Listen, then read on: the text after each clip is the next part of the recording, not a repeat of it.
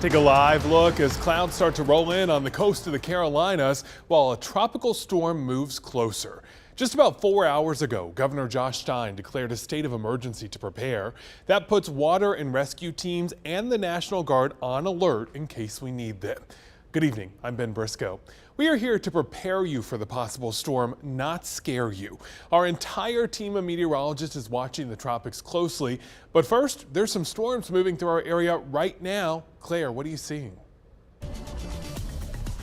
That's right, Ben. We're continuing to track storms moving into our area, mainly for western parts of the Piedmont. I'm talking for my friends in Wilkes and in Allegheny County. We still have a weather impact alert through the next couple of hours due to storms packing a punch and bringing in very heavy rainfall that could lead to potential flooding. And a closer look right now at the radar where we're really seeing it start to come down over parts of Wilkesboro and Allegheny. No severe warnings right now, but they are strong storms. They're continuing to bring in pretty gusty winds. They're pushing east at around 20 miles per hour. You can expect them in your area in Elkin by around 6:15, 6:21, Jonesville, Mount Airy 6:47. If they hold together in Forbush at around 7:15, same thing for our friends over in Westfield. In the next couple of hours, again, most of us staying dry, but have your rain gear with you just in case. Flash flooding concern, we are at a level 1 out of 4. That means isolated flash flooding is possible. Higher risk, though, is for our coastline. But the rain that we're seeing today is not tied to the tropical concern that we're going to get to in just a moment. Rainfall yesterday, a couple hundredths of an inch. Rainfall today, over half an inch, 0.61 inches in Greensboro. Lots of us seeing plenty of sunshine, a couple of extra clouds over here toward Greensboro, but plenty of sunshine heading into this evening for the majority of us. Upper 70s, low to mid 80s across the area currently. Next 12 hours, again, maybe some isolated storms, but starting to calm down into early tomorrow morning. We're going to be in the lower 60s. It's also going to be a lot drier by the time we step into the afternoon, mid to upper 70s, but that dry time isn't going to last very long.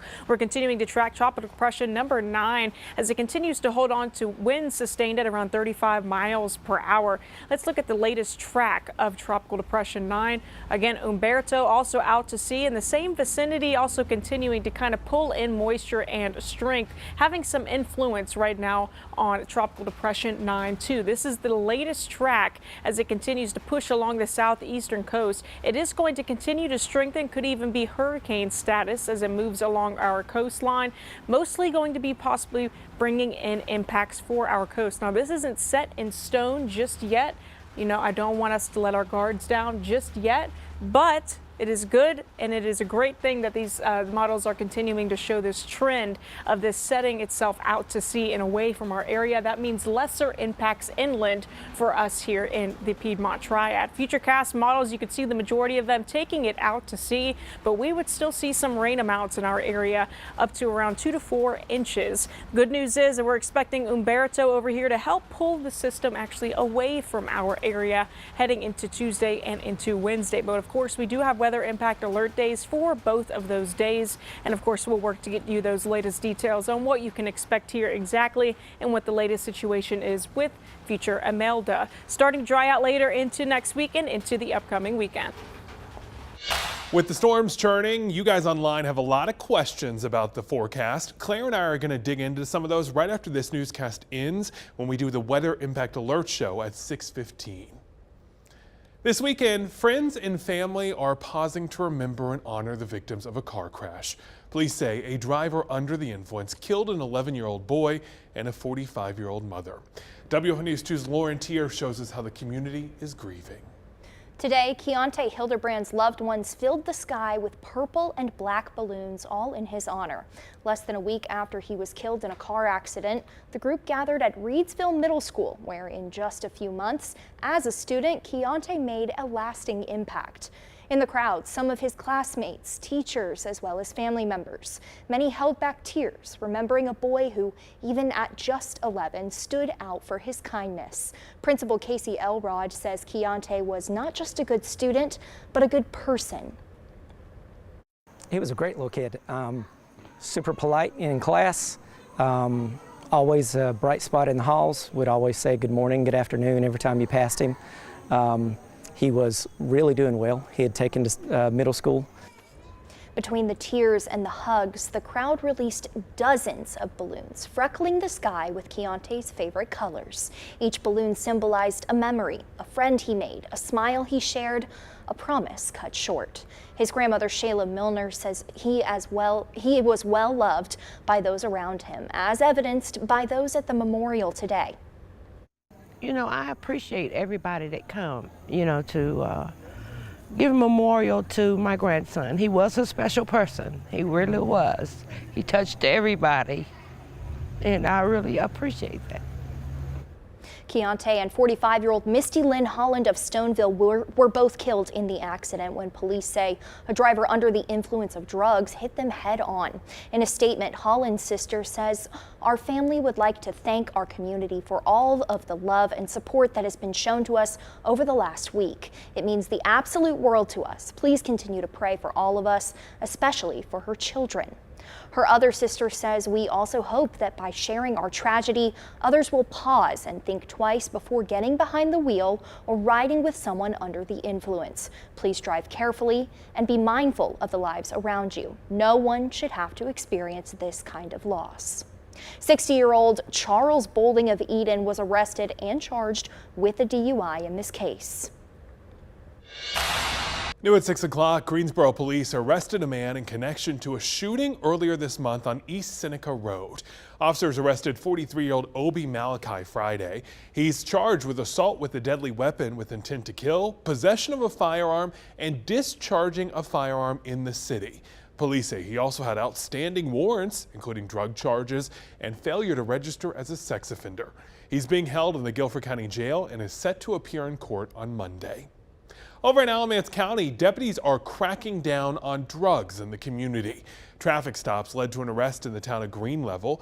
Officials say the strike team pulled over a car and a K-9 alerted them to the odor of narcotics. Deputies then arrested 48-year-old Justin Allen Seeley of Mebane, charging him with possession of cocaine and possession of drug paraphernalia. He is on a $20,000 unsecured bond. Next, a joint operation led to 2 more arrests in Green Level. With help from strike teams in Orange and Durham counties, deputies executed a search warrant at a home and found narcotics and firearms inside. Deputies arrested and charged 40-year-old Joel Somerset and 42-year-old Quentin McAdoo with multiple felonies, including drug trafficking charges. The men had a combined $300,000 bond.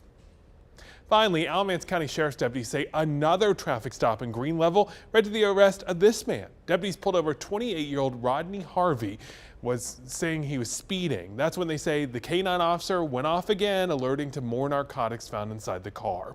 Harvey was arrested and charged with carrying a concealed firearm, as well as several misdemeanors, including speeding. He's being held on a $20,000 secure bond. Happening right now, President Donald Trump is making plans to send troops into Portland, Oregon. He says it's to protect ICE facilities in the area. CBS News has the latest.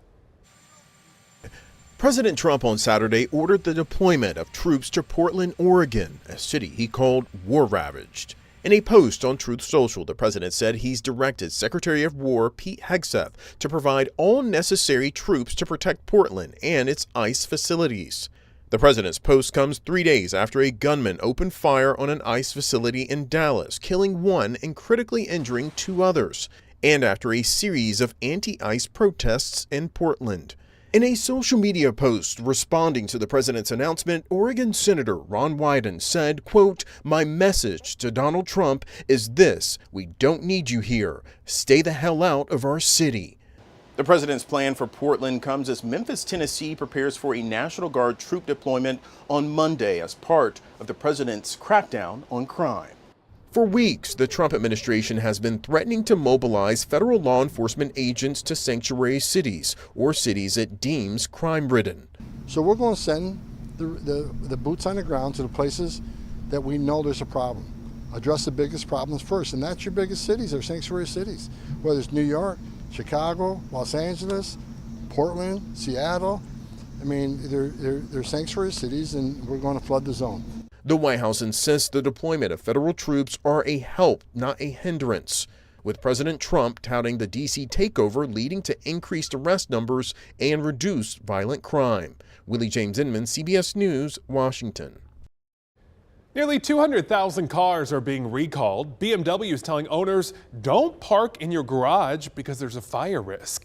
This is related to a problem with the engine starter. The National Highway Traffic Safety Administration says owners should park outside and away from structures until you get a repair made. Now, this is only certain BMW models and about 1,500 Toyota Supras. Most were manufactured between 2019 and 2022. BMW dealers will replace the starter free of charge, but this recall is going to take effect in phases because there's a shortage of parts.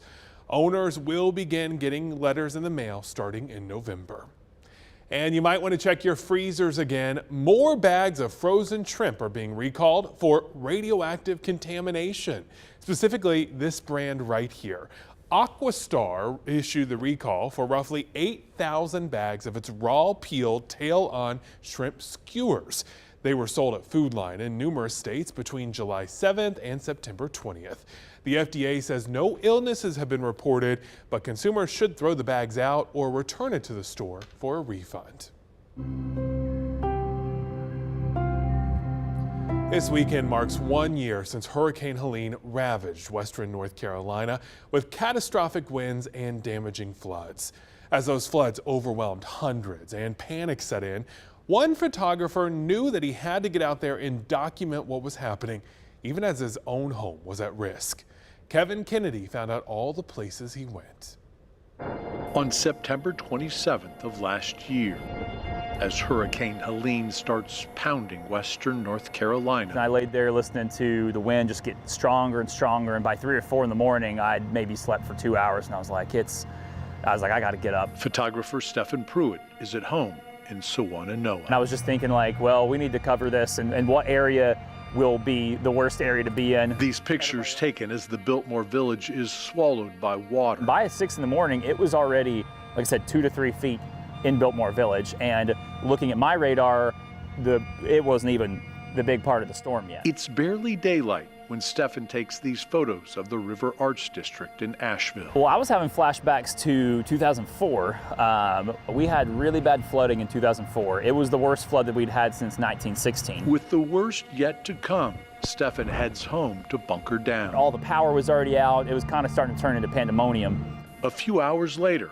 back outside, this time in Sewananoah. One of the first shots that I got was this bridge, because it's fairly close to my house, and what I saw was water was almost to come all the way over this bridge, which is about 25 feet high. His drone in the air, what he sees is almost unthinkable. The water was fully engulfed over cars, and I was flying the drone around, and there was just no sign of anybody or anything. Small communities along the river wiped out. What's going through my mind is all my friends and family that kind of live alongside, and the sheer magnitude of like hundreds of homes in this area destroyed. A lot of the houses were not on foundations, so we did lose a lot of people right back behind here.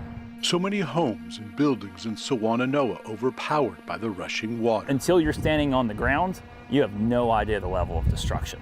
Like, just no idea. 1 year after Helene and floodwaters ripped through this community, there are signs of progress and hope. New homes going up, but there is still plenty of devastation. Debris piled high along this roadway, and buildings that were once full of life now gutted and empty. Only a shell of what it once was. This building still standing, but no one is here. There are several places in Sewananoah that have shut down. The buildings boarded up. It is weird because we're in like one of the most beautiful places in America, and you've got this backdrop of just like pure Appalachian beauty, and then you come down here and it looks like it's been carpet bombed. Debris piles of concrete and rebar are still the norm. A handful of stores gone for good. You know, a lot of us residents are kind of like, when are we cleaning this part up, you know? But mixed with this rubble is hope and progress. From underwater to rebuilding, parts of western North Carolina are coming back. A slow rebirth for a community hit so hard. When you drive around now, does it feel different? Oh, it's very different. Yeah. Stephen knows it will take time, maybe years to rebuild, but he has hope. Coming from 6 generations of, hard Scots-Irish people, the people that settled the Appalachian Mountains, we're resilient. Hurricane Helene may have won the battle, but this area of our state isn't done fighting. In Sawananoa, Kevin Kennedy, WFMY News 2.